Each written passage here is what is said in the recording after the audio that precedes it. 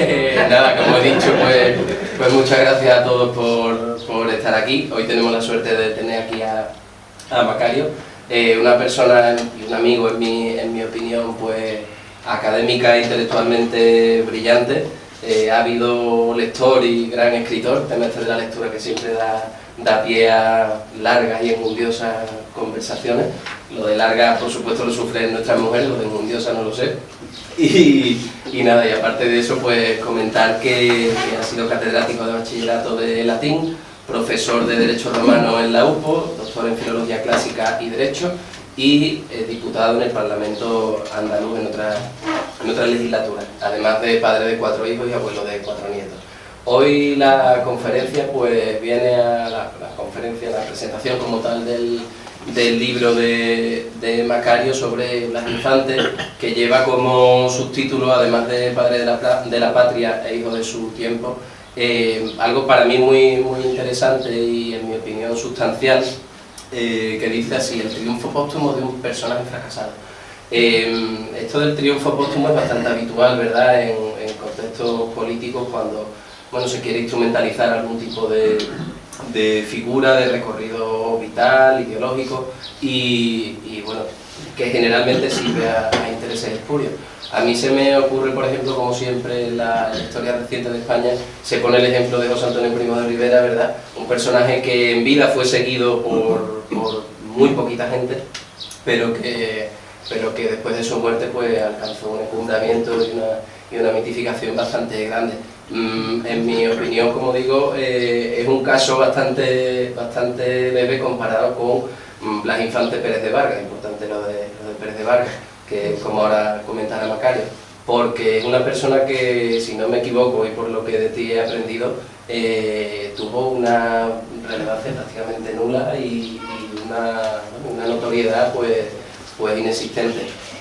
Creo que a modo introductorio puedo dar esta pincelada, pero sin duda pues Macario nos ilustrará mucho más sobre el tema, así que adelante y gracias.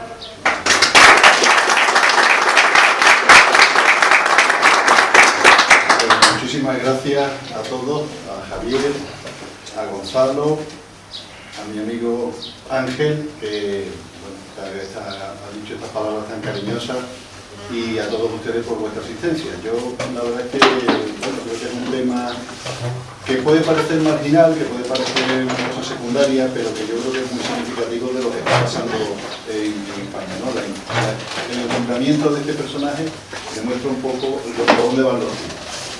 Entonces, bueno, pues el libro, como habéis podido comprobar, tiene el título de Blas Infante, padre de la patria e hijo de su tiempo.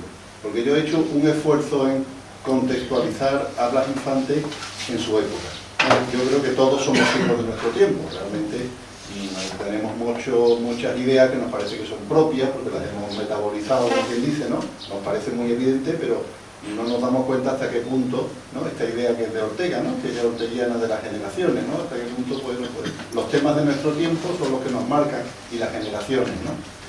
Entonces, el contexto vital de Blas Infante es el del régimen de la Restauración, un hombre que nace en 1885 y, por tanto, pues en 1898, que se ve que es una fecha clave, pues él era un adolescente, ¿no? Entonces, él vive de una serie de ideas que están en su ambiente y que, pues, él, ya digo, las asume. Y el gran problema que tiene el régimen de la Restauración, que me he entretenido un poco en describirlo y en ver sus ventajas y sus inconvenientes, sus pros y sus contras, es que sorprendentemente surge una generación de intelectuales bastante brillantes, pues en la época de la generación del 98, todavía vivían los grandes autores de la época anterior, ¿no? De la Restauración, ya va apareciendo la generación del 14, donde estaba Ortega precisamente, donde había muchísima gente, y no son solo escritores, son también científicos, son los primeros ministros técnicos, porque España había tenido muchos ministros tipo político español, charlatán, ¿no? Picapleitos, pero aparecen los primeros ministros, diríamos que son ingenieros, que son... Pero sorprendentemente esta generación de gente tan brillante lo que hace es metabolizar la idea de la leyenda negra, ¿no? Entonces ellos asumen, en el sentido, no a lo mejor en el sentido de la letra pequeña, pero sí la idea general.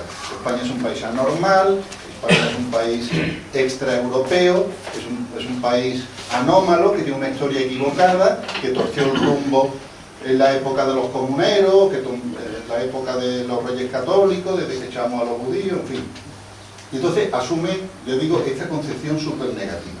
Y esto se demuestra, por ejemplo, en un movimiento que es de finales del siglo XIX, que se mete en el XX, que es el regeneracionismo, cuya formulación más famosa es la de Joaquín Costa, el gran regeneracionista Joaquín Costa, que decía cosas, desde mi punto de vista, algunas de ellas sensatas, como por ejemplo el lema de que España necesita escuela y despensa. La receta para salir del subdesarrollo y de este marasmo en que España está metido es escuela y despensa. Yo creo que es un buen lema, que escuela quiere decir cultura. Yo sigo pensando que España, hombre, aquella época era una época donde había un analfabetismo brutal. Y ahora el analfabetismo en sentido técnico no existe, pero yo creo que España sigue siendo un país de analfabetos. Sí. Hay una incultura brutal, lo vemos en la telebasura y todo este tipo de cosas, ¿no? O sea, se ha generalizado un poco un rudimento mínimo de cultura, pero digamos que también se lee muy poco, se piensa muy poco, hay pocas ideas originales y hay muchísimas morralla, ¿no? Y luego lo de despensa quería decir prosperidad económica, o sea, era un país en aquella época visiblemente industrializado. Teníamos a Cataluña y al País Vasco muy bollantes, gracias, entre otras cosas, al proteccionismo de los gobiernos centrales en Madrid, pero es un país muy rural, con muchísima población jornalera en todas partes. Yo digo, entonces el regeneracionismo, yo tengo creo que es una cosa ambigua, porque por un lado tiene, diríamos, algunas recetas que son positivas, pero por otro lado eso venía acompañado con toneladas de denigración de nuestro pasado. España es un país clerical, un país caciquil, y es verdad que había caciques, pero es que esta era...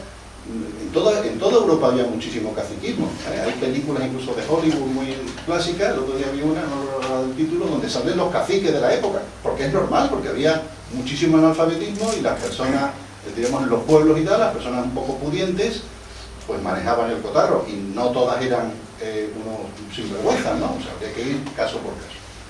Y ya digo que el regeneracionismo, por tanto, yo le he hecho en cara la idea de que España es un país degenerado, que lo decían también, y había muchos incluso que lo decían incluso en sentido racial, porque os recuerdo que esta es la época de Darwin, del darwinismo social, de todos estos petardos que tienen la idea de que para prosperar hay que ser ario, como lo demuestra viendo los periódicos lo que están haciendo los ingleses y los alemanes, ¿no? Y estas ideas pues calan desgraciadamente en España, ¿no? Entonces, bueno, eso, el mismo Ortega y Gasset, tan inteligente y tan culto, nos decía que nuestro problema era los visigodos, que eran el fermento rubio, ¿no? Decía algo, una palabra así de estilo. Sí, pero en el sentido además que eran los menos arios, o sea, los menos hermanos de los hermanos. Una idea totalmente disparatada. Claro, ante esa realidad de España como una cosa patológica, pues aparecen los nacionalismos periféricos, desgraciadamente. Es decir, si tu patria, recuerdo que estamos en una época nacionalista, ¿no? El romanticismo había creado esta idea del Estado-nación, y bueno, toda Europa pues es una idea que recorre toda Europa y también llega a España, pero como el nacionalismo español era una cosa impresentable, pues aparecen los nacionalismos sustitutorios, que son los periféricos. Y luego aparecen ideologías que actualmente las tenemos como asimiladas porque forman parte del sistema. Nos parece que son normales que haya socialistas y que haya anarquistas, hay menos, pero en aquella época aparecen como fenómenos de masa los anarquistas, que pretenden destruir el Estado y sustituirlo por una, en este caso, aquí en España la versión era sindicalista, y aparecen los marxistas que dicen que hay una guerra social, una lucha de clases entre ricos y pobres, que esto es un conflicto bueno, pues que es una guerra civil larvada. Claro, esto ya digo, era la extrema izquierda, esto es lo que decía el PSOE, que además decía que eso de las elecciones, eso de los parlamentos, eso es una parafernalia burguesa que esconde la opresión de la clase obrera y tal y cual. Pues estas son las fuentes de las que bebe Blas Infante. Blas Infante empieza siendo un regeneracionista obsesionado con la Edad Media, o sea, pensando cuándo se jodió el Perú, como dice cuándo se jodió España, cuándo sí. España, a la Edad Media, ahora lo que pasa es que se identifica con lo islámico. nacionalista periférico, puesto que España es una cosa así, un excremento pincha en un palo, pues vamos a salvar lo que podamos, Andalucía. Y luego él es anarquista, eso es un señor que es anarquista, él desprecia todas las instituciones burguesas, siendo notario como vamos a ver ahora. Luego hay dos fechas que tenemos que recordar, que son el desastre del 98, Gran Depresión Nacional, y que además se identifica los problemas de la sociedad española, que como digo era una sociedad con incultura, desigual, y los problemas del régimen. Yo sé que en este contexto a vosotros a lo mejor no compartís la idea de que el régimen de la Restauración fuese aprovechable. Yo, desde mi punto de vista, creo que podría haber evolucionado en el mismo sentido que evolucionó la monarquía británica, la monarquía escandinavas. Lo que pasa es que aquí en España pues existía todavía esa reivindicación de la República, que había salido, la Primera República, como todos sabemos, salió como el Rosario de la Aurora, ¿no? Y luego la Primera Guerra Mundial, que es una debacle monumental para toda Europa. Recuerdo, la Primera Guerra Mundial es un matadero absurdo por razones nacionalistas. O sea, eso es un conflicto absolutamente delirante, y es la Primera Guerra Industrial, donde allí mueren a mansalva personas digamos, por el honor de la nación, y allí se mezclaban democracias así liberales como la francesa, masónicas, ¿no?, con el Estado oprimiendo a la Iglesia, aliada con el Imperio ruso, la autocracia zarista, aliada con la monarquía liberal inglesa, contra monarquías supuestamente católicas o tradicionalmente católicas como el Imperio austrohúngaro, aliados con el sultán otomano, y con el Kaiser, más protestante que su padre. O sea, aquello era una cosa incomprensible, eran unas alianzas contra natura. Y además existía la idea típicamente progresista de que España, igual que Portugal, tenían que participar porque eso es Europa, si no estamos fuera de Europa. El insensato del conde de Romanones, a quien Dios haya perdonado, estaba empeñado en que España tenía que entrar a la Primera Guerra Mundial porque eso galvanizaría el patriotismo nacional, como hace Francia y como los pobres de los portugueses se apuntaron. Y aquello fue el matadero, el desastre de que todos podían pensar. Los mandaron de carne de cañón allí a las trincheras, donde aquella más era una guerra muy industrial, donde lo que predominaba era la artillería, y los pobres portugueses no tenían ni un cañón, iban allí con sus escopetillas y los mataron a mansalva. O la misma Italia, que le costó aquello. En fin, la Primera Guerra Mundial yo creo que envenena a Europa. La Guerra Mundial porque diríamos que ya crea, sabéis que es el prolegómeno de la Segunda. Es lo que crea el triunfo del bolchevismo, es lo que crea el triunfo del nacionalsocialismo alemán. Por lo tanto, yo creo que diríamos que es un momento muy malo. Y esas ideas, aunque España no participa, ese desprecio por la vida humana, pues se traslada a España, y en esta época es cuando se normaliza la violencia política, la misma violencia política que se estaba viendo en toda Europa, ¿no? Lo triste, desde mi punto de vista, es que estas ideas que estamos hablando, que nos parecen tan antiguas, de hace ya más de un siglo, pues tienen una triste continuidad. Nosotros vemos ahora mismo como el español medio pues tiene una visión de la historia de España absolutamente negativa. Los nacionalismos periféricos no dejan de avanzar en muchísimas comunidades españolas, las que todos estamos pensando, y estas ideologías emancipadoras, entre comillas, claro, el marxismo clásico no es que esté muy vivo, pero se ha sustituido por un marxismo cultural que viene a ser lo mismo, ¿no? Y todas estas ideas woke, que yo creo que son de raíz marxista, bueno, pues lo comparten no solo muchos españoles, sino incluso las universidades, se convierten en los sectores más dominantes de la sociedad. Bueno, pues en este contexto es en el que aparecen estos dos personajes que no sé si conocéis quiénes son. El primero que sale, no sé si está a vuestra derecha, es Enric Prat de la Riba, que es el padre del nacionalismo catalán. Ahora diremos algo. El del centro es don Sabino Arana, a quien Dios haya perdonado igualmente. Y el tercero, que es un pelín más joven, es Castelao, Alfonso Rodríguez Castelao, padre del nacionalismo gallego. Vamos a decir una ligera perla de cada uno de ellos, para que sepamos con quién estamos hablando. Perlas de Prat de la Riba. Este señor escribía cosas como la siguiente: el catalanismo no es obra de los hombres, sino fruto de las leyes a que Dios ha sujeto la vida de las generaciones humanas, y cuyo enemigo es el Estado español. Hay que pronunciarlo con acento catalán. Es el Estado español. Pues degenera el carácter catalán con sus vicios. El espíritu de la rutina, el utilitarismo más desenfrenado, el individualismo y el flamenquismo. No pierdan ustedes de vista la idea de que, pese a lo que creía don Blas Infante y lo que veían esta gente, Barcelona es una de las cunas del flamenco. Barcelona, o sea que ellos veían el flamenco. Y el flamenquismo era odiado por todas estas castas, por una gran parte de la casta de intelectuales regeneracionistas, todos estos, la mayoría, para ellos es una ordinariedad, porque el flamenco era una ordinariedad tremenda. Y los mismos andalucistas empezaron rechazando el flamenco. Yo tengo revistas que me proporciona mi buen amigo Luis, donde aparece que hay que ver qué horror del flamenco, que eso es representativo de la España de charanga y pandereta, de estas cosas, ¿no? Porque hay un desprecio muy grande contra las verdaderas tradiciones nacionales, o sea, los toros, la Semana Santa, las procesiones, el culto a María, todo este tipo de cosas, para estos señores europeos y europeizantes, pues les parecía una cosa ridícula. No sé si conocéis a Francisco Caja, que es un señor que ha escrito un libro demostrando el profundo racismo de los principales prohombres catalanes. Pues ya digo, el racismo está en el ambiente de aquella época. Estaba en el ambiente de los insensatos, claro, porque digamos, la gente católica, de verdad católica, pues considera que esto es una idea totalmente ridícula, ¿no? O la gente, digamos, más sensata. Os recuerdo que el racismo cae después de la Segunda Guerra Mundial, cuando ya se dan cuenta a dónde conducían aquellas ideas. Pero el racismo era también una idea muy propia de los estados anglosajones, tanto en Gran Bretaña como en Estados Unidos. Había leyes de segregación racial, bueno, digamos Sudáfrica y este tipo de cosas.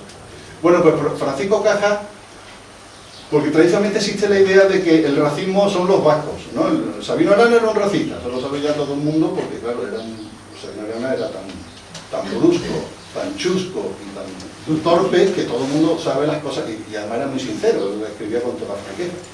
Pero los catalanes después supieron disimular bastante bien la idea de que el catalán es fenicio, ¿no? Que la pela es la pela, y son capaces de hacer negocio, por tanto, no, pero el nacionalismo catalán no es racista. Sí, es racista. Todos los prohombres son auténticos, que si los catalanes son carolingios, que son alanos, son de sangre superior, de raza superior, frente a los españoles, que son semitas, medio moros, medio judíos, tenemos nariz judía, ibéricos, que en todo caso procede de África. Bueno, perlas de Sabino Arana. Nosotros odiamos a España con nuestra alma, mientras tenga oprimida a nuestra patria con las cadenas de la esclavitud. No hay odio que sea proporcionado a la enorme injusticia que con nosotros ha consumado el hijo del romano. De manera, aquí se acierta la idea de que considera que España es hija de Roma, pero es que él también era hijo de un romano. Entonces el hombre se miraba al espejo y no se reconocía. Dice, no hay odio con que puedan pagarse los innumerables daños que nos causan los largos años de dominación.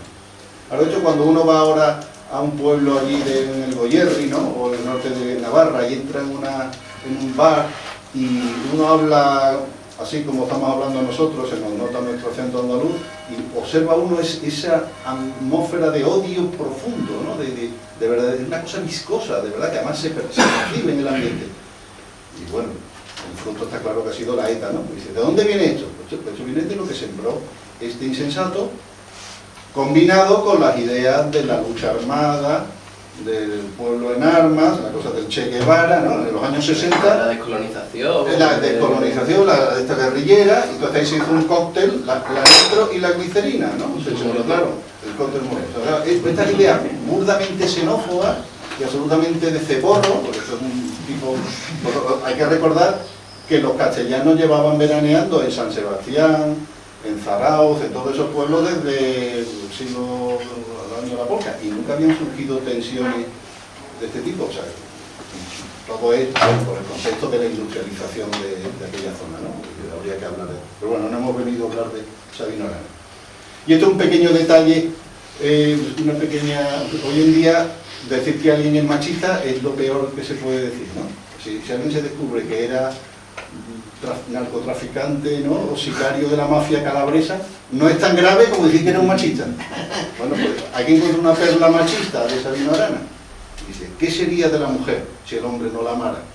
Bestia de carga e instrumento de su bestial pasión, nada más.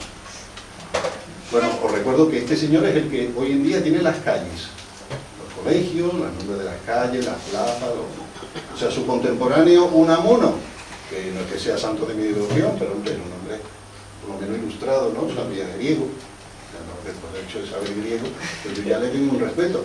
Pues ese ya está borrado de la memoria. O sea, nuestros escolares en el País Vasco, el modelo que estudian es este insensato, ¿no? El pensamiento de Adolfo Rodríguez Castelao en palabras de Lentir. No sé si conocéis a Lentir, es un bloguero vigués que uno lee las noticias en el Lentir y eso es mucho mejor que leer cualquier periódico, porque tiene una información brutal. Yo lo conozco personalmente y es un tipo extraordinario. Bueno, pues según el Lentir, que es de Vigo, ya digo, escribe lo siguiente, dice: Castelao presentaba a Galicia como aria, los gallegos son arios, y al resto de España como semita. Hablaba de la permanencia y la continuidad de nuestra raza a través de 2 milenios, o sea que ya en el siglo I ya eran gallegos, bailaban la muñeira, tomaban vino de Ribeiro, el Fariño. Negaba que España fuese una nación por carecer de unidad étnica. España no es nación porque no tiene unidad étnica. Tachaba a los gitanos de raza mal avenida con el trabajo y calificaba al resto de los españoles de afeminados, exceptuando los de la cornisa norte, y calificaba a los castellanos y extremeños de canalla mestiza de gallegos y moros.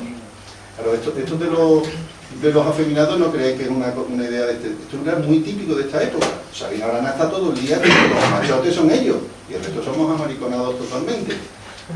Pero ya uno piensa, bueno, viene de que presume y viene de que carece. Pero, no sé, y es que, bueno, vamos a centrarnos ya en San Blas, digo en Don Blas. Primero, su familia de origen, pues Blas Infante Pérez de Vargas, el apellido ya lo dice todo. Él era de Casares, y era una familia muy buena, aunque venida a menos. Económicamente no era muy potente, de hecho, por lo visto tuvieron un revés económico importante y pasaron algunas dificultades cuando era adolescente, cuando ya él estaba en la universidad y tal y cual. Pero lo de Pérez de Vargas a mí me parece, yo esto no lo he comprobado y habría que mirarlo, pero en la Puerta Jerez hay un famoso cartelito que lo habréis visto alguna vez, ¿no?, que dice algo así como Hércules me fundó, Julio César me cercó de torres y muros altas, el Rey Santo me ganó con García Pérez de Vargas. García Pérez de Vargas, o sea que es posible que sea de la familia de uno de los primeros caballeros 24 de Sevilla, de los que el primer repartimiento de eso. Bueno, lo cierto es que él es, ya digo, un hombre de buena familia. Estudió interno en el colegio de Archidona de los Padres Escolapios, que era un colegio que tenía fama de liberal, entre comillas, liberal en el sentido de que era el colegio donde por esto los escolapios mandaban a los curillas más folloneros, y entonces allí se dice que en ese colegio salieron algunos políticos de izquierda, salieron muchos, porque eso, tenía fama de que allí se permitía, había cierta... Libres pensadores, exactamente, tenía cierta fama.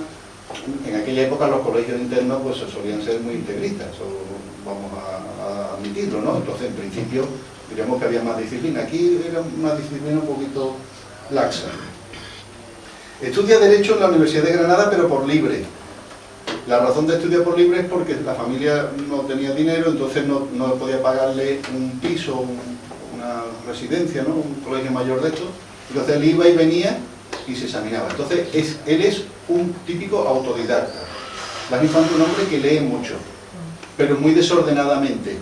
Es un hombre, su biblioteca tiene muchas cosas como de ciencia ficción y cosas de estas, ¿no? Un hombre así un poquito, pero es un tío listo, ¿no? Yo no voy a... Y de hecho él estudia, hace la carrera muy brillantemente, en 3 años, como veis. Hace oposiciones a notarías. Yo no sé si tuvo preparador, si se lo preparó por su cuenta, pero lo cierto es que él, creo que fue la primera vez que se presenta, y la prueba antes de ser, todavía era menor de edad, en aquella época, o sea, tuvo que esperar a cumplir los 25 años para poder ejercer la notaría. Su primer destino es en Cantillana, ahí cerquita de Sevilla. Ella está entre 1909 y 1923. Él vivía en Sevilla, iba y venía, no sé si se quedaba algún día en el pueblo, pero su domicilio se lo pone en Sevilla. En 1919 pega un braguetazo imponente, porque se casa con Angustia García Paria, que es una niña de una familia de grandes terratenientes, por ahí por la parte de Peñaflor, Écija, tenía grandes tierras, y una familia muy potente. Bueno, fue un matrimonio que por lo visto ya al padre de la novia le dijeron: ten cuidado porque ese hombre tiene fama de masón, era masón, pertenecía a varias logias, lo reconocía él, y tenía fama de sus ideas izquierdistas. Él socializa mucho aquí en Sevilla en el Ateneo. El Ateneo en esta época está en plena efervescencia del fervor regionalista.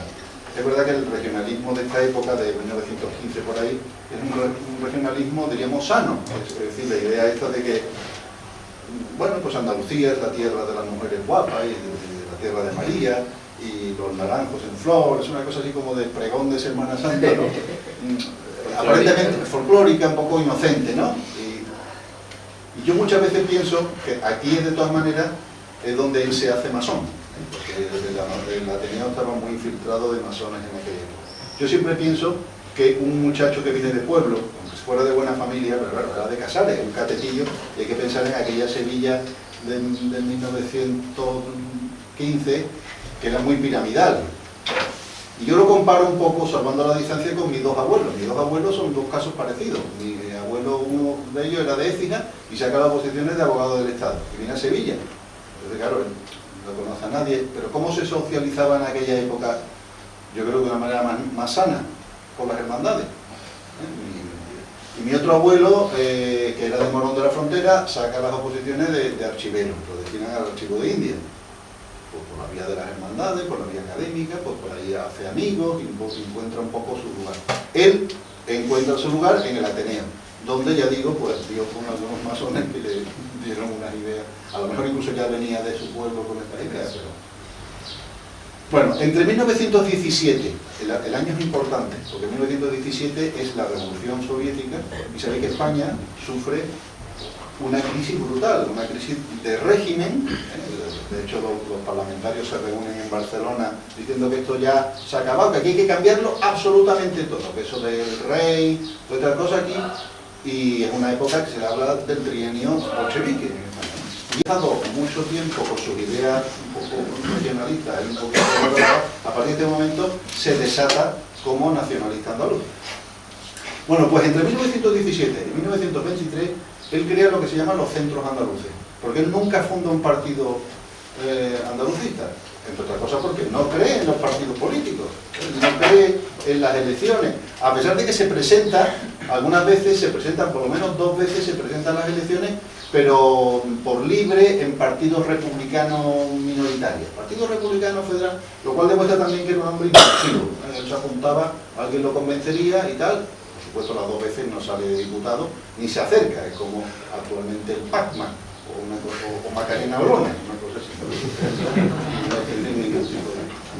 Pero lo que crea son los centros andaluces, que son una especie de casinos, donde con la excusa del regionalismo, que ya digo que es una idea que a todos nos puede parecer lógica y sensata, pues va incluyendo su propaganda nacionalista. Es la idea de que Andalucía está mal en la medida en que el Estado nos está oprimiendo, que Madrid es un vampiro, que, en fin, la idea está, ya digo, porque los nacionalismos en España, desgraciadamente, se han servido del sano regionalismo que todo el mundo siente hacia su tierra, pues lo han envenenado poniendo a los otros de enemigos, ¿no?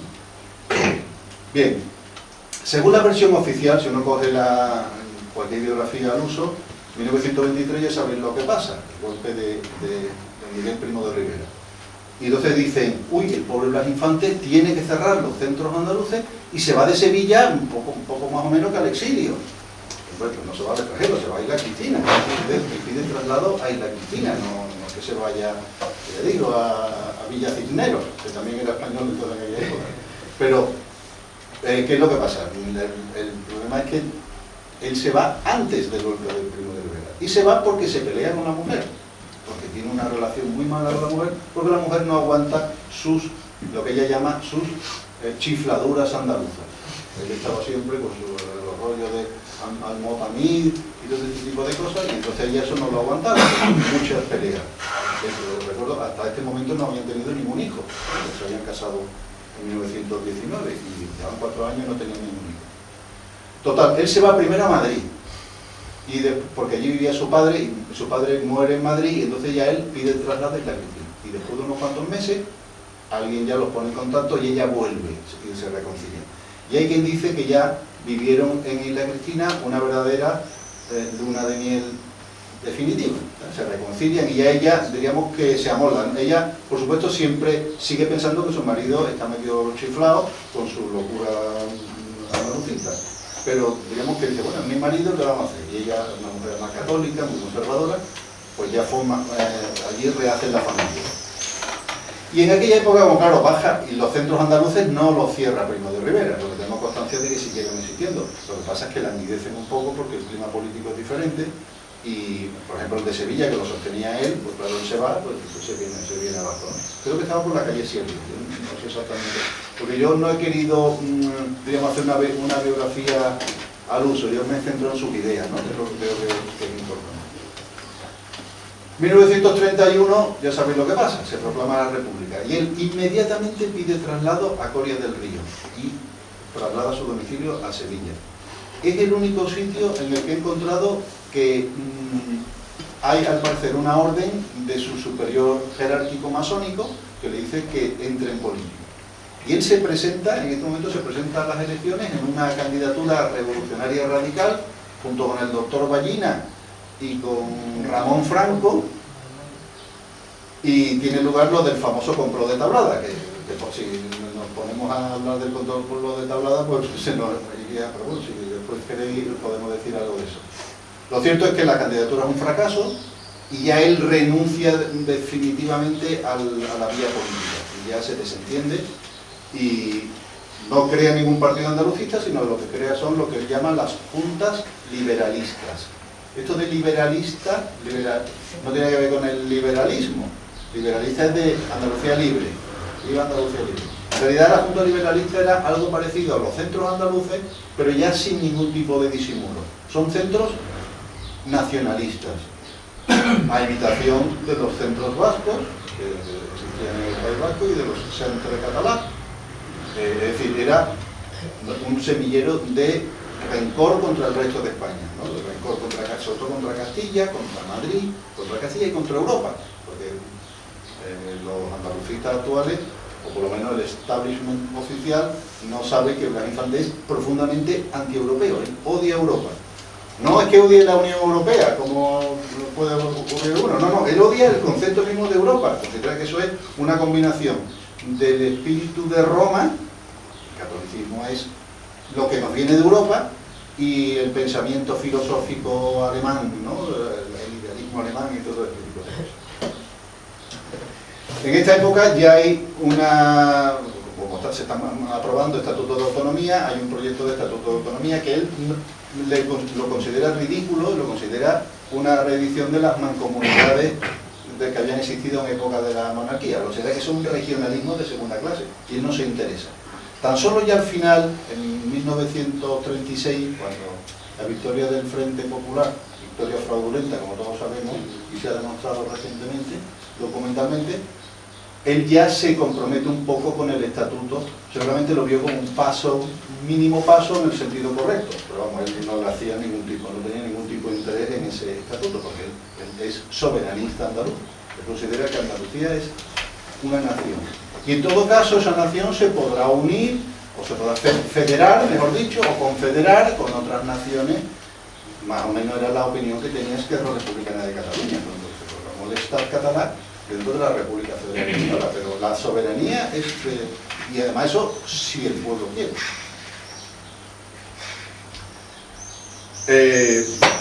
A pesar de que, como todos sabemos, pues no llegó a ver su sueño hecho realidad, porque fue detenido a finales de julio y estuvo 10 o 12 días, o a primeros de agosto, 10 o 12 días el pobre circulando de cárcel en cárcel, en aquella época de Queipo de Llano, ¿no? Aquella Sevilla de Queipo de Llano.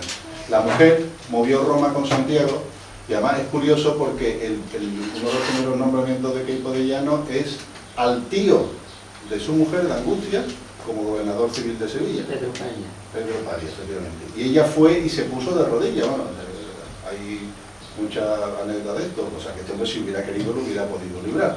Entonces esto ha dado pie a la idea de que, cosa que pasó seguramente en muchos casos en aquella España enloquecida del verano del 36, pues hubo muchas injusticias, a lo mejor de tipo personal, porque parece ser que la familia de ella lo odiaba a muerte, porque le había prestado dinero, le debía muchísimo dinero, también porque él se había dedicado a defender a jornaleros en contra de la familia, en fin, las cosas.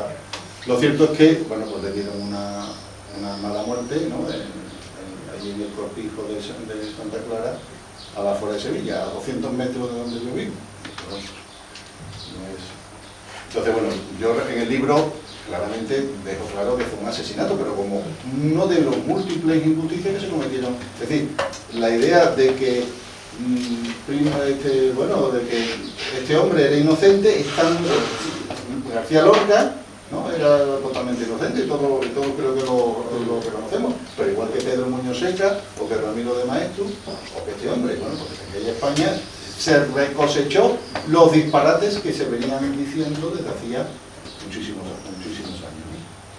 Bueno, os pongo una breve reseña de los libros que publicó y os digo qué pasa al respecto. Su primer libro, y el más difundido de todo, es El Ideal Andaluz, publicado en 1915. Esa es la época todavía del Ateneo, de su primera época regionalista. Es un libro que es un peñazo imponente. Yo cuando, en mi época progre de mi juventud, cuando tenía 15 16 años, yo era de los tontos que llevaba mi banderita de aquí. Me decían, pero tú no eras de Sevilla, no, soy de Andalucía. Entonces yo lo reconozco, me da culpa, la ignorancia y la inconsciencia de la juventud. Me compré el libro y yo achacaba lo poco que me gustaba a mi ignorancia, y decía, bueno, ¿será que yo soy demasiado joven? ¿Será que no entiendo? No, es así, o sea, lo recomiendo para una noche de insomnio. Un peñazo imponente porque es el típico libro masónico, o sea, todo es la armonía, con mayúscula, ¿no? La armonía del mundo será la felicidad de todos. Y así, bueno, así, imaginaos páginas y páginas, y cuando el bien triunfe con la cultura, en fin, una cosa horrorosa. Pero de todas maneras es el libro más presentable, porque es un libro todavía, digamos, moderado, que yo creo que ya en esta época estaba radicalizado, pero es un libro publicado con cierto interés, digamos, propagandístico. Su obra siguiente, en realidad, es un opúsculo, esto es muy bueno, La obra de Costa, es un libro regeneracionista, y en este libro no se aprecia que sea andalucista, todavía tiene la idea de que España es un país degenerado, que es la regeneración. En 1917 él se radicaliza, y entonces uno de sus libros es La Sociedad de Naciones, en 1919. ¿El contexto cuál es? Fin de la Primera Guerra Mundial, el presidente Woodrow Wilson ha dicho ha dictado el infausto lema de que Europa se tiene que crear sobre el principio de las nacionalidades, cada nación tiene que tener un Estado, fin del Imperio Austrohúngaro, fin del Imperio Otomano, fin del Imperio Ruso, guerras balcánicas, las guerras allí, las matanzas de los armenios, genocidio armenio, griegos para acá y turcos para allá, o sea, la locura nacionalista del siglo XX. Claro, pero mucha gente pensaba, bueno, pero España esto, gracias a Dios, no le afecta, porque España es un Estado nacional, no. Aparecen los nacionalistas y aparece Blas Infante pidiendo un referéndum de autodeterminación para Andalucía. Igual que había hecho Cataluña, que había hecho Bretaña, ¿no? Córcega, Galicia, o sea que aquí en Andalucía, claro, nadie le echó ni puñetero caso, porque el pueblo andaluz no estaba en estas cosas todavía, esperemos que no lo esté nunca, pero ya él lo pidió, ¿vale? Pide la autodeterminación. 1921 es un libro súper confuso porque le llama La dictadura pedagógica, que es un libro, o sea, que él él defiende, preconiza la necesidad de una dictadura. Es una idea también de la época. Costa, os recuerdo que tenía el cirujano de hierro que lo podía, Primo de Rivera pudo entender que era él, el mismo Franco.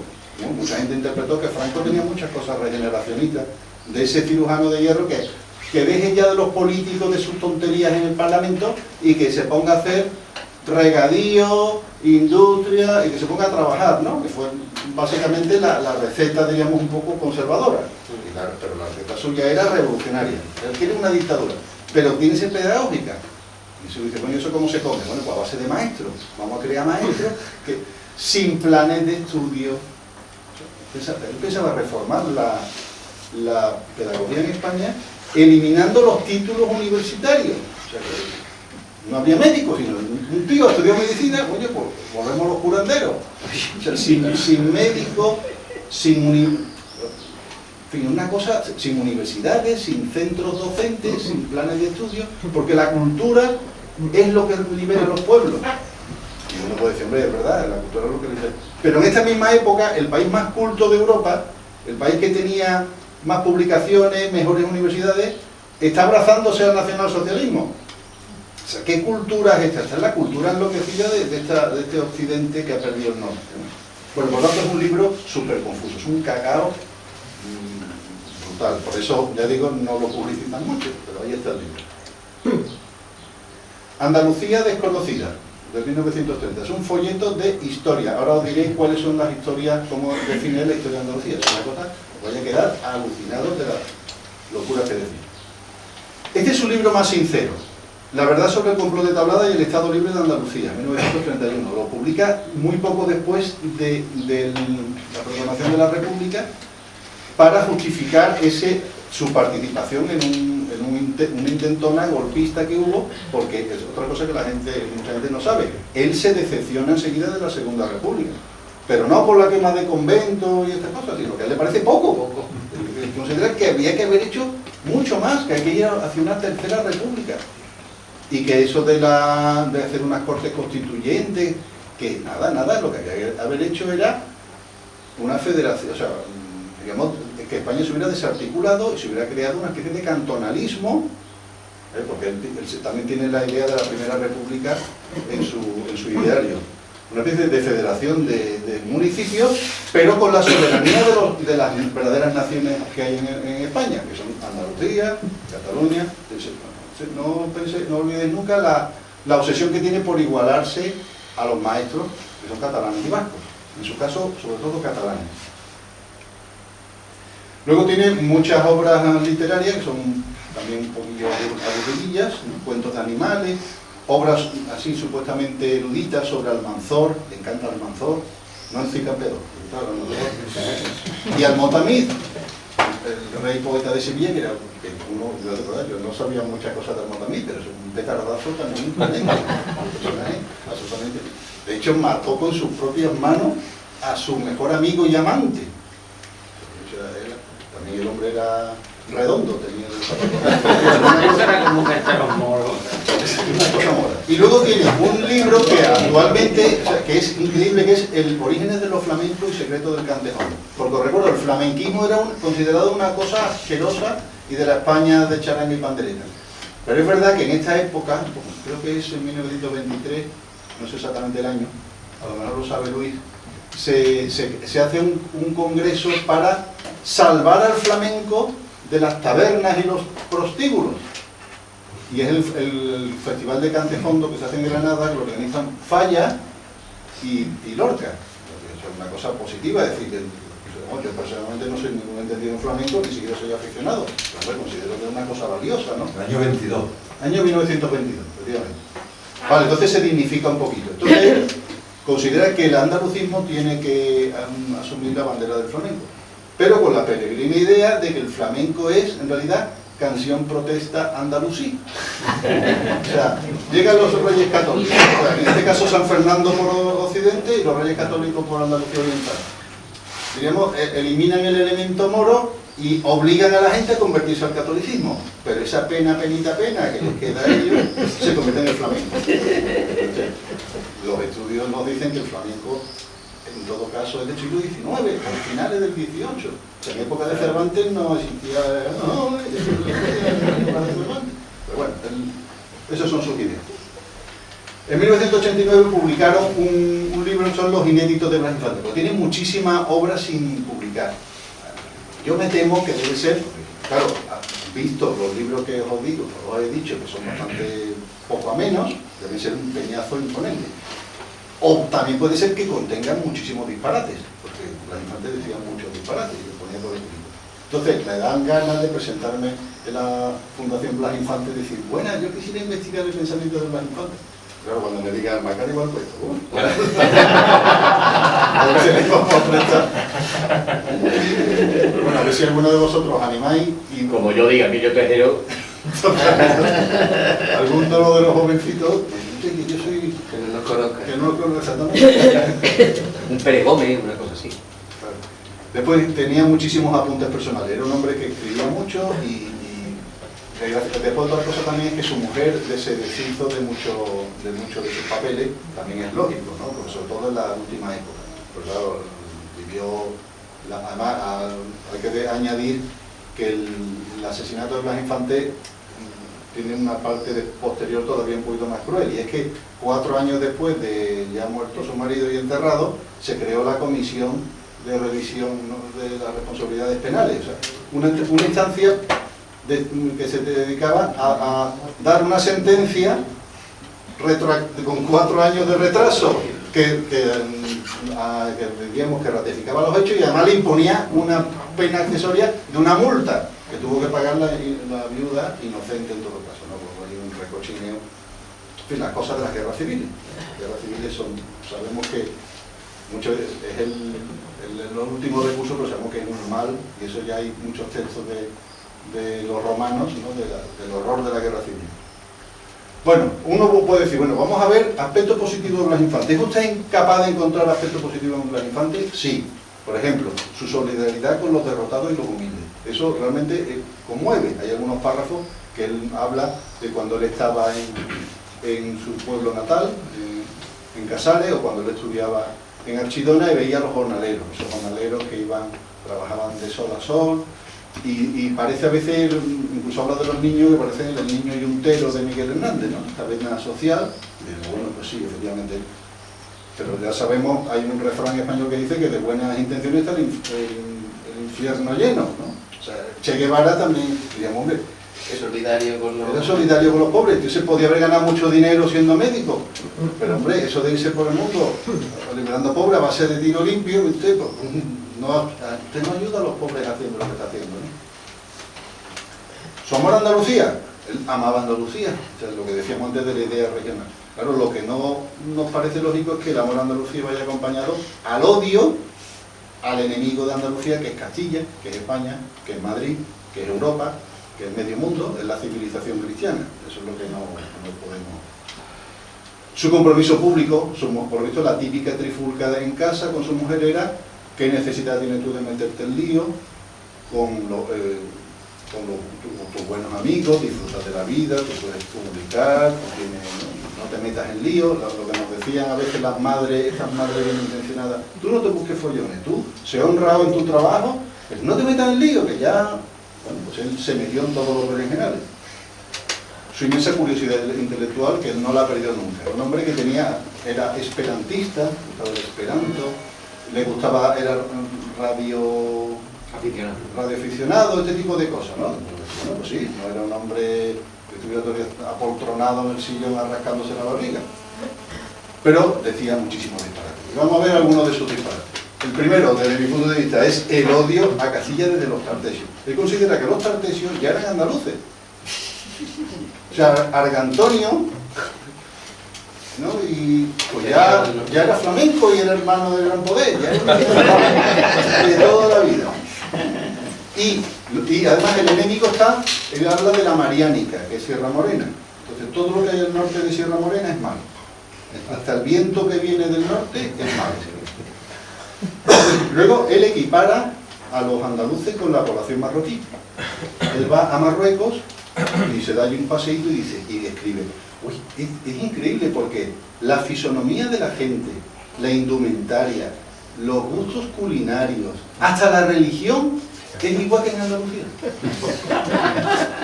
Porque Santa Lucía te controla la vista, porque no puede ver, mira, esa fachada blanca de este pueblo, pues de lejos parece un pueblo andaluz. Eso no voy a decir que no tengamos nada que ver con ello, pero hombre, no equipare usted a la población andaluza cuando...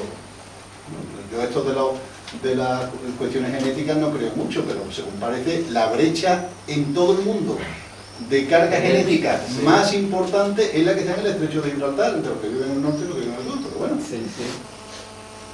Él quería, porque él se fija mucho en el sionismo. Él se fija, claro, en esta época, es la época en que Theodor Herzl, que era un señor que era dentista o un señor de Budapest, dice, no señores, vamos a reunir a todos los judíos del mundo y nos vamos a ir a ese rincón semidesértico del Imperio Otomano, vamos a comprar tierra y vamos a hacer...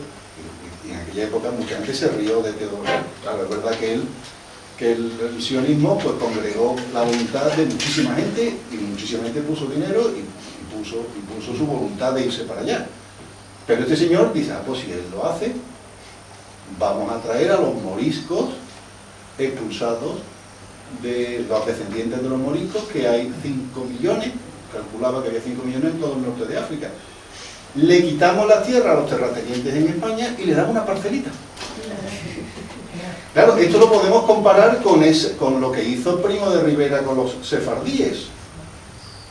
Primo de Rivera dijo, mire usted, pues además allí en el Marruecos español había muchos sefardíes, que eran una cierta burguesía, y le concedió, y que eso por cierto permitió salvar muchas vidas durante el Holocausto.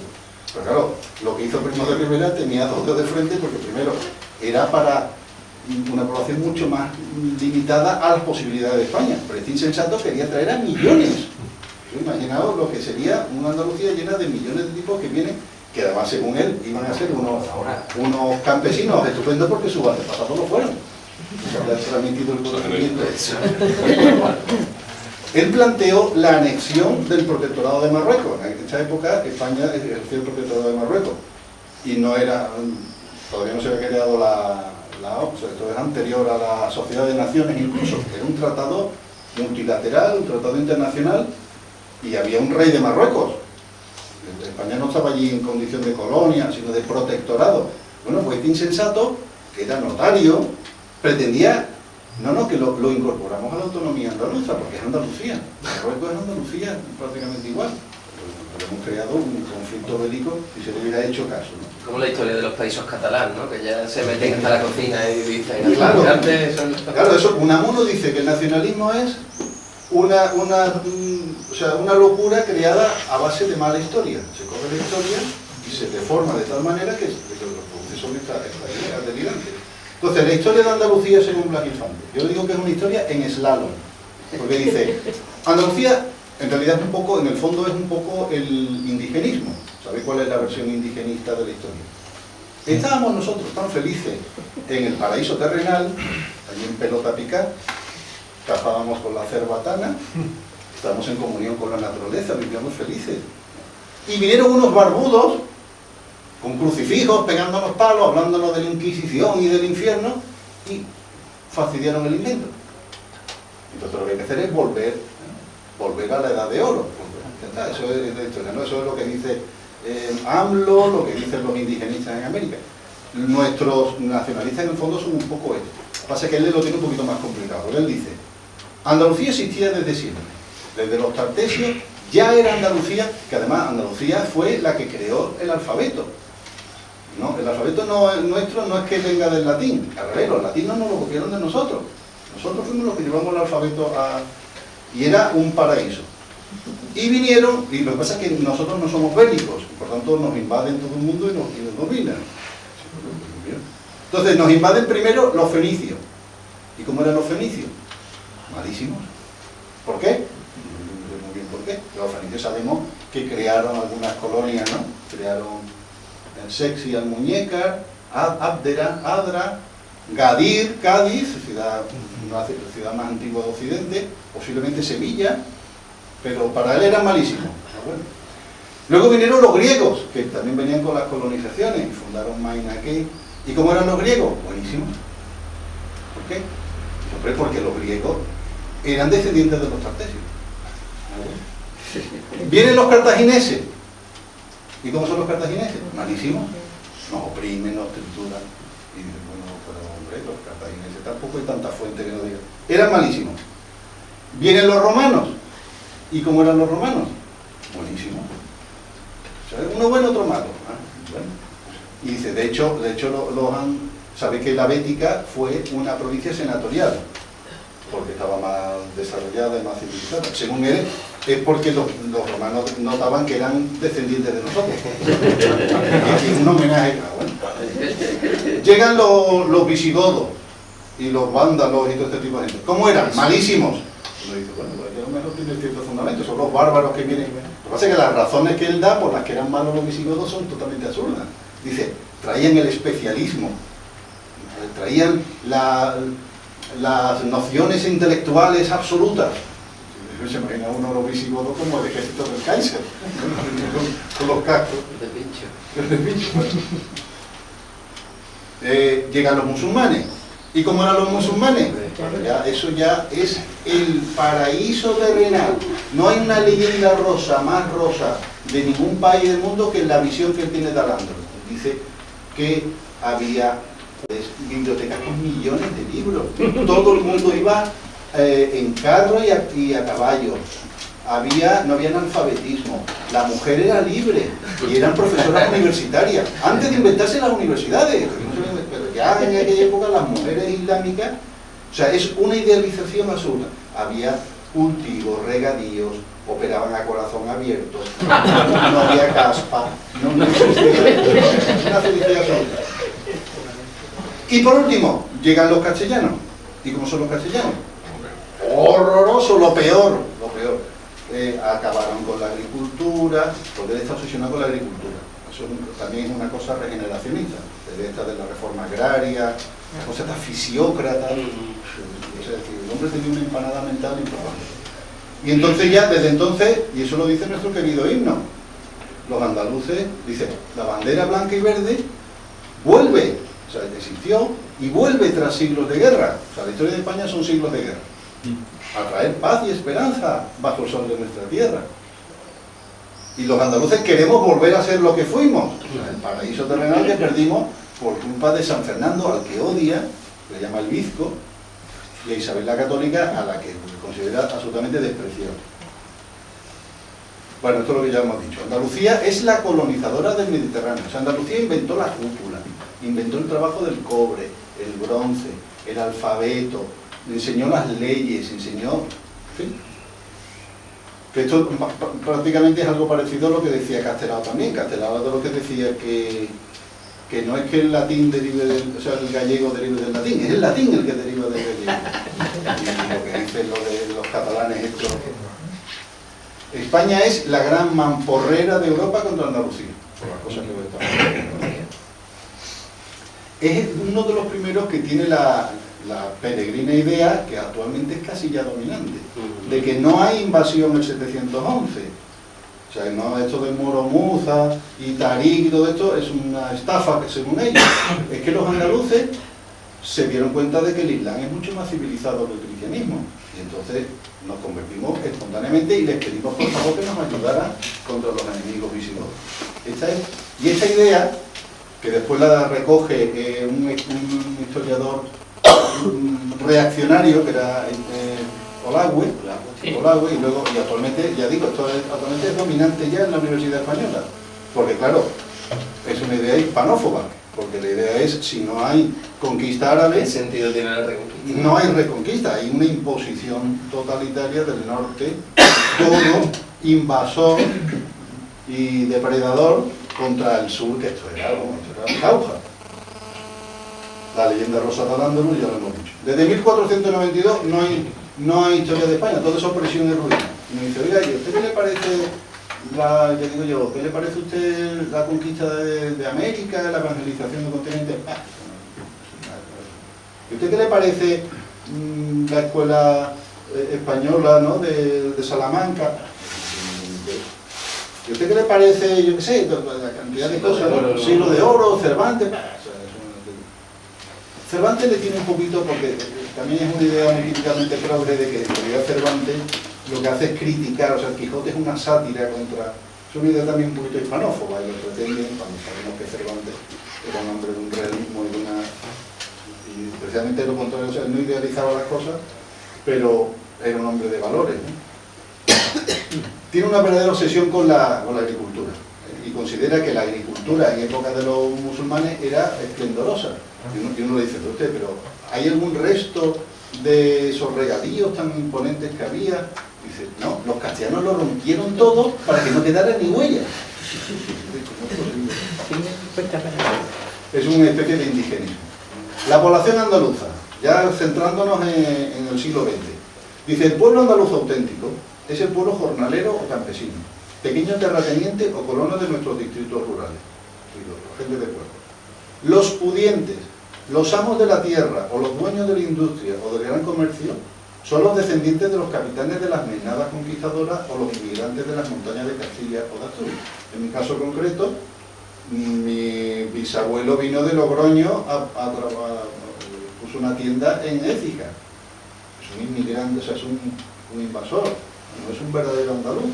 Porque yo soy un descendiente, diríamos que no soy un verdadero... Aquí hay una especie de racismo mitigado, ¿no? Porque él considera que hay una sangre pura andaluza que es contaminada por estos enemigos. O sea, fijaros, de alguna manera, él está vinculando la lucha de clases, un señor que se llama Pérez de Vargas. Porque esto es una de las típicas, ¿cómo es posible que estos sectores jacobinos de la burguesía parezcan como AMLO, que tiene una cara de español, que no puede con ella, y el hombre pues está renegando de sus propios antepasados, ¿no? De lo que fueron allí. Él plantea que en Andalucía hay una lucha étnica entre el campo y la ciudad, ¿no? Entre la burguesía, una idea revolucionaria, en este caso con matiz anarquista, que le identifica con una lucha étnica, es que hay andaluces de verdad y falsos andaluces, que no tiene fundamento, como sabemos, de ningún tipo. Y para colmo le da un toque religioso, porque en realidad le está llamando a la yihad. Él está llamando a la lucha contra o sea, defender al Islam vencido, la revancha frente a este cristianismo impuesto a base de espada y fuego, ¿no? Él es, mucha gente dice, cuando la gente dice, hombre, él habla de España y la humanidad, sea por Andalucía libre, España y la humanidad. Ah, bueno. Andalucía libre, no dice Andalucía, es Andalucía libre. Y Andalucía libre, el grito Viva Andalucía libre, es traducción exacta de Visca Catalunya Lliure, y de Gora Euskadi Estatutà, y de Viva Galiza Ceibe. Y a su vez todos estos gritos son traducción directa del grito de Baire, Viva Cuba Libre, que es el grito de la independencia. O sea, Andalucía libre es Andalucía soberana, independiente, que se podrá federar en una federación ibérica o española, pero si quiere, efectivamente, libremente, pues si no es una imposición. Y entonces, sea por Andalucía libre, España, ese concepto, como si dijéramos, nos meteremos en la Unión Europea, y la humanidad. Y eso incluso a los nacionalistas actuales andaluces les parece poco, por eso han quitado la palabra España, que sabemos que les produce sarpullido. Y dice, escribe, por ejemplo, entre sus muchísimos textos, la hora de la liquidación de la vieja España ha sonado ya. Eso es en 1917, cuando él hace el Congreso. La liquidación de un Estado sin esencia nacional que se llama Estado español. O sea, él identifica la crisis del régimen de la Restauración con la crisis final de España. Y dice, bueno, pues vamos a hacer una España que será totalmente, será una anti-España. Y yo incluso me permitiría añadir una anti-Andalucía, porque a los andaluces actuales no creo que les haga ninguna gracia que le quiten en la Semana Santa y le quiten el rocío, y en fin, y a que nuestros niños vayan a madrasas en vez de ir a colegios y universidades. Nosotros no tenemos otras denominaciones que las de República Andaluza o Estado Libre de Andalucía. El Estado Libre de Andalucía. Os recuerdo que en esta época se está creando el Estado Libre de Irlanda, que es el Estado Libre de Irlanda, que es el preludio de la independencia de Irlanda. Bueno, de hecho era un Estado independiente, los estaba en la Commonwealth, y luego, 10 años después, ya se salieron de la Commonwealth y se crea la República de Irlanda, que no tiene nada que ver. Bueno, pues ese era el modelo que él quería. El Estado Libre de Andalucía es como el Estado Libre de Irlanda. Locuras de Wilson y la nefasta Primera Guerra Mundial, que yo creo que no nos damos cuenta de hasta qué punto envenenó a Europa, ¿no? Bueno, lo de Viva Andalucía Libre ya lo hemos comentado. Antes de 1917 él escribe disimuladamente. Él escribe, o sea, yo creo que él tiene ya sus ideas revolucionarias desde el principio. Y hay mucha gente que dice que es que él va evolucionando. Yo creo que no, porque fijaos lo que dice. Si nosotros, en el ambiente de aquellos años, se refiere a la segunda década del siglo XX, hubiéramos llegado a hablar tan claramente como ahora, cuando ni los valores europeos ni los tradicionales de España habían llegado a quebrar definitivamente, un vacío de ironía hubiera venido a helar nuestra creación. La pretensión claramente puesta de restaurar al Andalus en Andalucía, actualizando sus inspiraciones esenciales, habría venido a determinar el que se llegasen a reír de nosotros. Se da cuenta de que sus ideas son grotescas, ¿no? Tienen algo de ridículo. Y tanto escribe con careta de disimulo, dice él. Ya más adelante, cuando los valores de España han quebrado, porque ya están surgiendo separatistas por todos lados, están saliendo los revolucionarios que dicen que España es un concepto, ¿no? Es un burgués, claro, ya y Europa se ha ido a la porra moralmente, ¿no? Por consecuencia de la guerra. Bueno, esto ya lo hemos comentado también. Otra cosa, mucha gente actual dice, hombre, pobrecito, pero lo mataron. Pobrecito lo mataron. Y estamos diciendo, estamos reconociendo que fue un asesinato. Pero este hombre, si él hubiera podido, habría matado a mucha gente. Y eso lo dice él. Dice, por ejemplo, no temblaría nuestro pulso. Conscientes de lo que significa la dictadura pedagógica, el libro de Pedro que hablé, nos complaceríamos en firmar para defender la vida muchas sentencias de muerte, ejecuciones cuidadosamente escogidas y bestias humanas llevadas al patíbulo. ¿Quiénes son los enemigos que él considera que hay que fusilar? Los caciques. Y es verdad que en esta época hay una verdadera obsesión anticaciquil. En esta época todo el mundo está hablando de los caciques, incluidos el Partido Conservador y el Partido Liberal, que eran partidos de caciques. Estamos todo el tiempo con los caciques, los mujeres soy unos caciques. Y los republicanos hablan de los caciques, y José Antonio Primo de Rivera denuncia a los caciques. O sea, lo único que estamos todo el mundo de acuerdo en que los caciques, muy mal. Pero, señor, vamos a definir lo que es un cacique. Porque a lo mejor un cacique es un señor que lleva gafitas, que es notario, que se llama Pérez de Vargas, que ha pegado un braguetazo imponente casándose con la heredera más rica. Oiga, amigo, usted es un cacique de tomo y lomo. Porque los caciques eran personas diferentes unos de otros.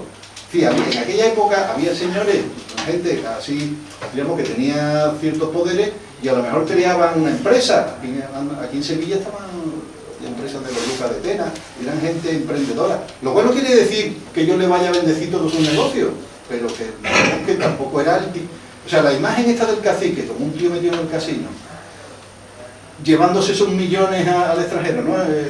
Evadiendo capitales. Eso también es un tópico. Con el puro, diciéndole, han votado a la República, porque se jodan, que coman República. Eso es un tópico, igual que era el tópico del revolucionario que no quería pegar un palo al agua. ¿Entendés lo que quiero decir? O sea, lo que hay que hacer es mecanismos lógicos, y él pretendía solucionar los conflictos sociales fusilando gente. En esta misma época, Lenin se está echando de fusilar kulaks. ¿Y qué es un kulak? Un campesino rico. Coño, un campesino rico, si tiene 2 vacas, me fusilan.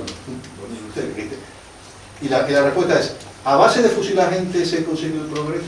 ¿Se consigue salir del marasmo? Soy partidario de ruda crueldad contra los caciques que impidan la purificación. Solo cuando el cacique se ponga, en fin, estos anticaciques, ¿no? Y hablando de la necesidad, ya digo, en esta época, el siglo XX, que ya ha perdido la dignidad de la persona humana, se está calificando a las personas en forma de etiquetas de enemigos que tienen que ser exterminados. Los acaparadores, los estados totalitarios, los especuladores, con actividades contrarrevolucionarias. Eso es cualquier cosa. En nuestra república, el clero, porque España también está todo el tiempo diciendo que si los curas tienen la culpa, los curas no el clero, entonces vamos a tener un holocausto de 7.000 curas. Los judíos, todo lo que nos pasa por culpa de los judíos. Porque esos banqueros y esos dentistas judíos que viven en Budapest, hay que, en este caso, las cámaras de gas, que es más económico, ¿no? Ideas jurídicas de Blas Infante. Señor que es notario, ¿eh? Blas Infante rechaza el mundo del derecho, de las leyes y de los códigos. Reniega del poder judicial en su conjunto. fenómeno especialmente chocante en un jurista y notario de profesión. Habla con desprecio de los códigos denominados civiles, a los que considera burocratizados, casuísticos, bárbaros, rígidos. Él desprecia el derecho romano, es una contradicción, porque ya hemos visto que tiene muy buena opinión de Roma, pero considera que el derecho romano es una porquería. Es mucho mejor el derecho musulmán. ¿Y por qué? Porque se basa en el arbitraje del caso concreto. O sea, no está con las leyes, con los precedentes, la jurisprudencia, nada. Tú tienes un problema. Y contra este señor, ¿tú me cuentas tu versión? ¿Tú me cuentas tu versión? Entonces yo, como tengo un sentido natural de la justicia musulmán, digo, pues tienes razón tú. Y ya está. Y todo el mundo sabe que en Islamabad, y en Rabat, y en el Cairo, la justicia funciona estupendamente. Y es un paraíso justiciero. Esto es lo que decía este Cafre. O sea, que él considera que todo el derecho tiene que ser abolido. Además, que nosotros tenemos buena memoria, se metía los temas de derecho entre pecho y espalda, en la oposición de notaría. Yo creo que en aquella época podría ser más fácil, por lo menos porque había menos leyes también que aprenderse. En 1924, él hace una peregrinación a Ahmad, que es una ciudad en Marruecos, donde supuestamente está la tumba de Al-Mohamed.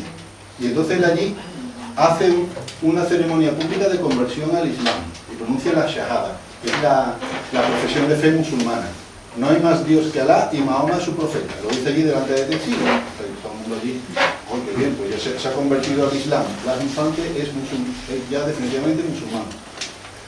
Yo lo que pasa es que, viendo los textos que he podido leer, a no ser que en los inéditos haya alguna cosa, los textos que he podido leer, yo no veo a él ninguna mentalidad propiamente musulmana. Yo no lo veo como un creyente musulmán, es masón. Y los masones, ya sabéis, en esta época tienen una especie de espiritualidad sincrética, de que todo vale, de que tal. Y Mahoma, y Cristo, y Lenin también es un maestro espiritual. Y todo vale, porque todo... O sea, yo creo que él yo lo comparo con el progre que va a la India y entra allí en el templo de Ganesa, se fuma un porrito allí y dice, se pinta él, y dice, me he convertido al budismo porque es una religión muy guay. Y a lo mejor en ese momento es sincero el hombre, pero cuando vuelve a España se lo ha olvidado, ¿no? Y yo creo que él lo que hace es un acto político, es decir, de reivindicación de Al-Motamid y de reivindicación de la idea musulmana. De hecho, yo lo planteo que es un poco neomuralista, porque él dice, el paraíso de Mahoma es más humano que el de Cristo y está más cerca de Grecia. En latitud, ¿verdad? ¿Eh? La latitud ya de más cerca de Grecia. Pero claro, el paraíso de Mahoma, yo no sé si espero que no haya aquí ningún musulmán, pero parece que el paraíso de Mahoma es el paraíso del tipo Bernie.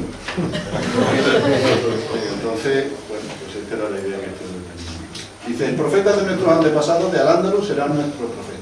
Es decir, a él le gusta mucho mejor, le cae mucho mejor Mahoma que Cristo, ¿no? Trabajemos con suma cautela. Fíjate, esta idea del disimulo, con suma cautela para que Andalucía vuelva a ser inspirada por su propio genio y porque su libro vuelva a ser el Alcorán. Bueno, en fin, la cosa esta del profeta Mahoma, ¿no? Masón. Típico texto de literatura masónica, porque además a mí lo que más coraje me da de la literatura masónica es que intenta suplantar un lenguaje cristiano. Nos da unos sermones que habla del apostolado, de la nueva espiritualidad que traerá la redención, son palabras cristianas pero empleadas en un sentido, para sermones pelmazos ya tenemos lo de los curas, no hace falta El todo, las vidas son necesarias para depurar la vida. Esto es, para crear por la lucha piadosa, la vida superior y la potencia, y el goce de la vida superior, que realizando la armonía, en ella gozará, creando la perfección absoluta. Entonces podremos fundirnos en la conciencia de la vida, cuando todo sea conciencia. Esto es, cuando todo sea perfecto, cuando la vida se conozca y sienta en todo y en todo goce. Esto será cuando todo sea conciencia, porque la conciencia del todo haya sido creada, para lo cual hay que crear la propia conciencia del todo. Y así, páginas y páginas, el remedio contra el aburrimiento. Dice, bueno, ¿y usted qué tiene contra Europa? Europa es el individuo para la masa. Andalucía, el individuo para la humanidad. Europa es el feudalismo territorial e industrial. Le tiene una manía a la industria impresionante. Pero cuando están en la Cristina, conoce la industria conservera, le parece un horror. Entonces, cuando usted va a cenar, el hecho de tener una latita de sardina, eso no le parece un avance, ¿no? Porque usted considera que Andalucía es agricultura. Agricultura. Sí, pero sin agricultura. O sea, esta luz, entonces con la agricultura sola no se puede crear, ¿no? Usted prefiere que estemos con las velitas. O sea, es una cantidad de locuras, de ideas totalmente desquiciadas. Andalucía, Europa es el feudalismo territorial e industrial. Andalucía, el individualismo libertario. En fin, son párrafos anti-europeos, ¿no? La técnica guerrera de Europa fue únicamente racional. Jamás a la razón guerrera llegó a templar el sentimiento. O sea, el sentimiento es andaluz. Europa es más que el racionalismo. Esto además en una época en que Europa está carcomida de ideas irracionalistas. Ideas de esta época de Nietzsche, ¿no? y de Bersón y todos estos tipos que son vitalistas más que... Pero en fin. Bueno, vamos a ir ya un poquito... Y un solo instinto orientador, el de rapacidad. Claro, Europa es nada más que conquistar, dominar. Es verdad que en esta época aparece el colonialismo europeo, y es verdad, por ejemplo, que en Bélgica, pues los belgas están haciendo ya un saqueo sistemático de... Es decir, que son ideas que están en su ambiente, pero claro, uno puede decir, hombre, pero esto no es la verdadera Europa, ¿no? Pero yo que no, ya digo, que no es que sea yo muy europeísta, pero a mí la idea de decir que Andalucía o España no tiene nada que ver con Europa, es que me repugna, me resulta... Comunismo libertario. Andalucía, el individualismo libertario que siente el comunismo humano, evolutivo, único comunismo indestructible. Somos o aspiramos a ser comunistas. Esto alguien se lo debería decir a Moreno Bonilla. Yo comprendo que el pobre tiene poco tiempo para leer, pero tiene un séquito de asesores que le podrían decir, este señor, hay que revisar esto, ¿no? El poder público debe ser apostolado del comunismo verdadero. Esto trata un poco con el apostolado, el bautismo nuevo, el sacerdote. Bueno, él le llama a su amigo Ballina, dice, es un gran sacerdote de la humanidad. Un señor que se dedicaba a fabricar bombas. O sea, y está allí con sus artefactos sacerdotales, los explosivos, porque quería matar al rey, claro. Y para muchos pueblos actuales dicen, hombre, que quería matar a los reyes, ¿no? Pero que también quería matar al presidente de la República Francesa.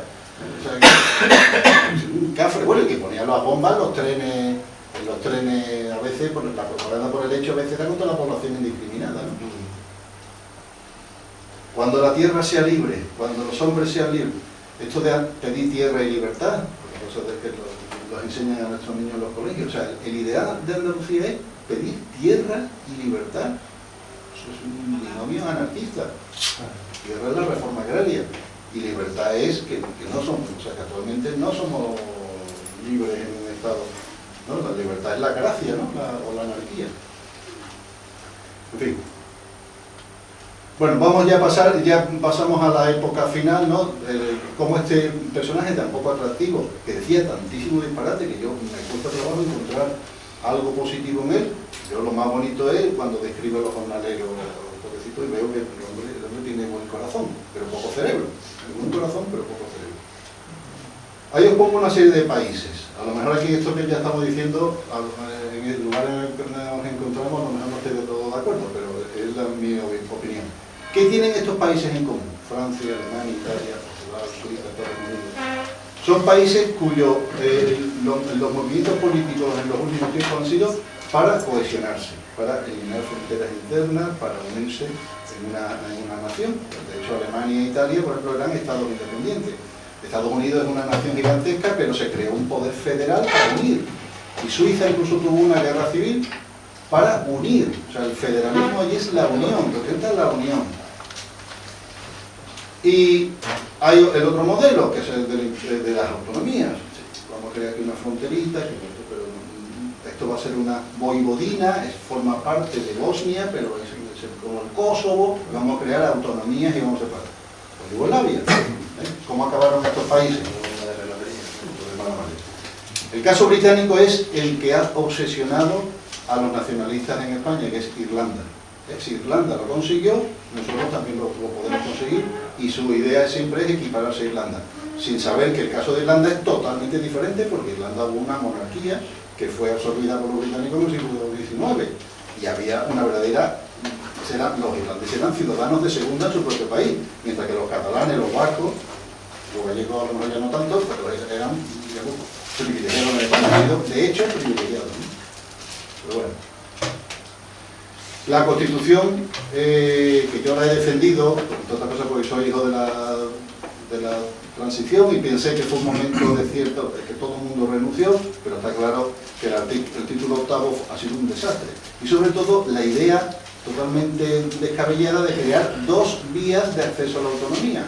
Una para los ciudadanos de primera, que se pensó para catalanes, vascos y gallegos, porque eran los que tenían que tener estatuto en 1936, que no sé por qué se puso en 1936, por la Segunda República, como prototipo ideal de lo que tenía que ser España cuando se acabó en Guerra Civil, porque el modelo no era muy bueno, pero fue...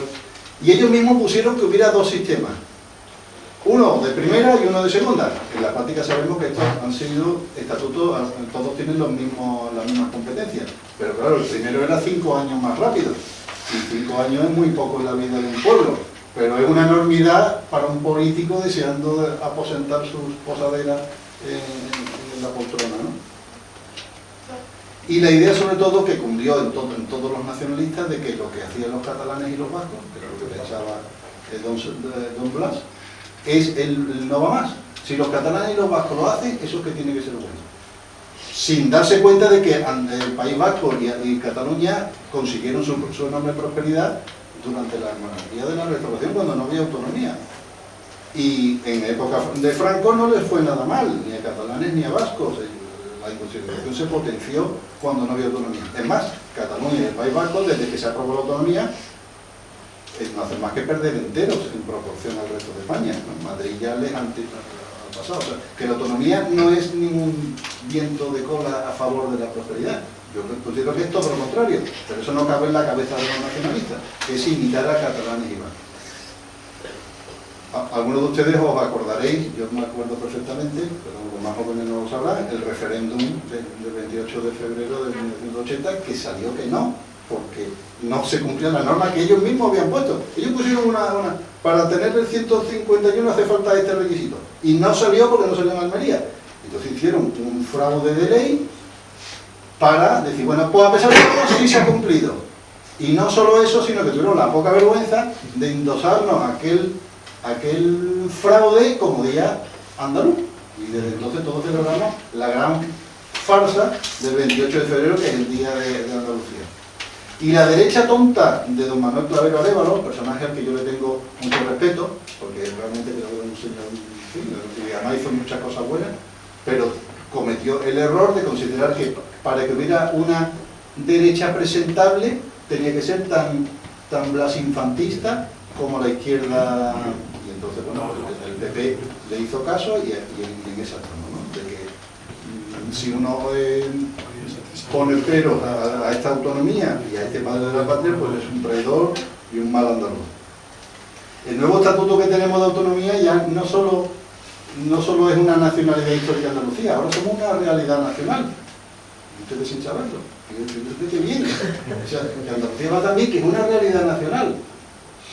Son las cosas que ellos mismos, o sea, la casta política de PP y PSOE, los partidos tradicionales, y Izquierda Unida, pues están contentísimos, pero que el pueblo andaluz, bueno, a la gente de la calle, pues le importa 3 500, ¿no? En definitiva, tenemos a un padre de la patria que nos lo presentan como un santo varón, San Blas, infante, mártir y profeta evidente, que no tiene nada que ver con la realidad. Un señor que tenía ideas, como hemos visto, disparatadas.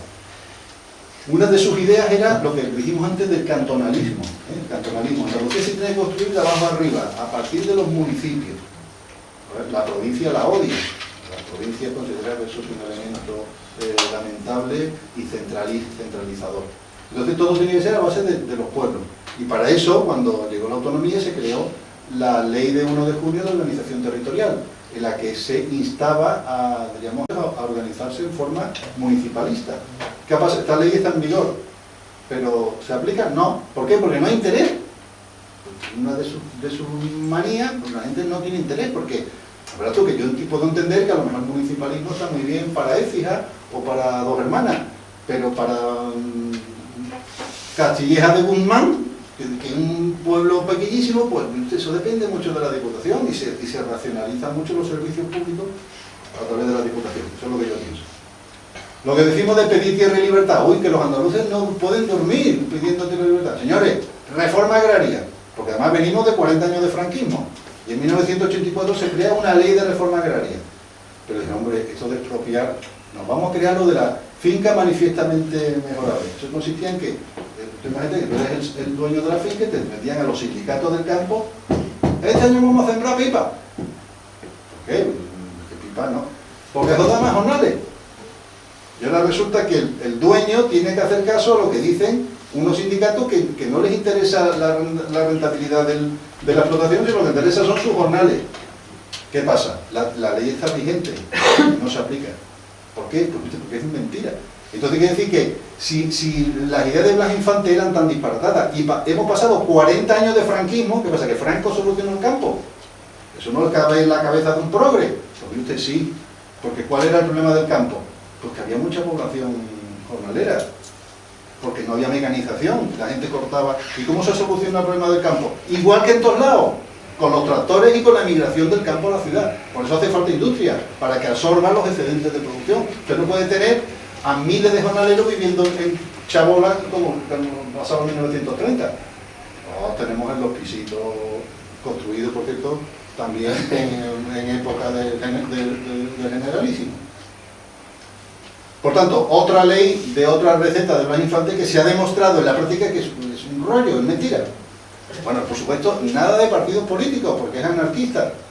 Tenemos la partitocracia esta repugnante que tenemos aquí en Andalucía. O sea, yo que pretendía la reislamización de Andalucía, cuando además, o sea, imaginaos, ahora mismo que hay una presión migratoria del norte de África, si esta gente llega a ser consciente de que, lo que decía Blas Infante, que aquí estamos deseando que vengan a liberarnos, pues imagina la bomba de relojería. O sea, encima de que van a venir de todas maneras, encima tú dile que la banderita es por los almohades y que estamos deseando, porque desde aquí siglos de guerra. Y para colmo, ya lo definitivo, lo último, cuando se creó la autonomía, Andalucía tenía una distancia con respecto al resto de España. Yo no sé en puntos porcentuales cuánto es, pero en la actualidad está exactamente igual. No ha servido para recortar, ¿no?, los índices económicos, para recortar la brecha que nos unía al resto de España. Pero nos hemos gastado en parlamento, parlamentarios, defensor del pueblo, gobierno, Andalucía, la bandera, y me termino tanto día con la banderita verde y blanca, como si eso... Y sobre todo Inmuebles. Inmuebles. Se han hecho con un patrimonio inmobiliario en toda Andalucía impresionante. En definitiva, el emperador está desnudo y tiene que haber alguien que diga la verdad. Yo he intentado decir mi verdad, puede ser que me haya equivocado en una de las cosas, pero creo que esto es un verdadero fraude y tenemos la obligación de difundirlo todo lo que podamos. Muchas gracias.